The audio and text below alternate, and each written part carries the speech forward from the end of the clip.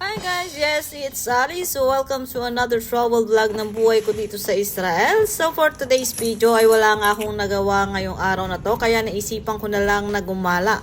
So ang pinaka-accessible lang naman at malapit na puntahan sa akin ay ang Jaffa, Tel Aviv. O ito yung tinatawag na Joppa dati ng mga sinaunang panahon.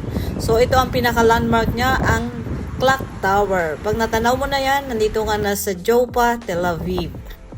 Alam nyo ba dito sa Joppa ay isa sa mga remarkable place o some notable biblical history mula sa Old Testament hanggang sa New Testament. Dahil dito mo matatagpuan ang sinaunang daungan sa mundo at dito rin ang port kung saan nagsimula si Jonah and the whale. At ang port nga na ito ay naging gateway din mula sa pagpasok at paglabas ng Land of Israel noong ancient time.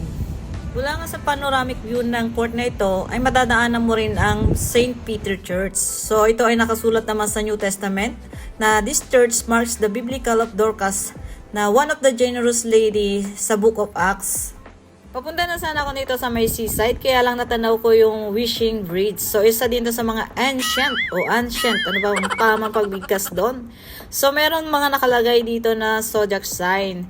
Sinasabi nga at pinaniniwalaan na sa Wishing Bridge na ito, kailangan mong hanapin ang iyong zodiac sign.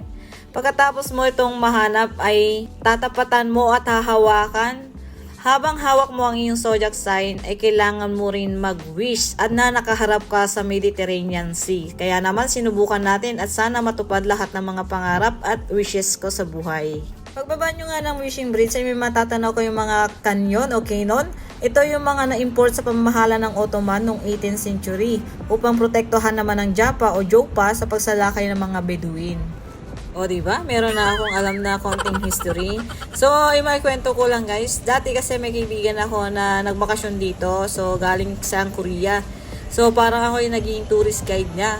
At tinanong niya sa akin kung about saan yung mga canyon na yon. So, hindi ko rin alam isasagot ko dahil dati hindi naman ako interesado sa mga ganyan. So, basta nakagala lang, wala nang pakialam. At least ngayon, pagbalik niya, alam ko na isasagot ko. Charot. Kapag nandito ka nga sa Jaffa ay wag na wag mong palalampasin ang breathtaking view na ito.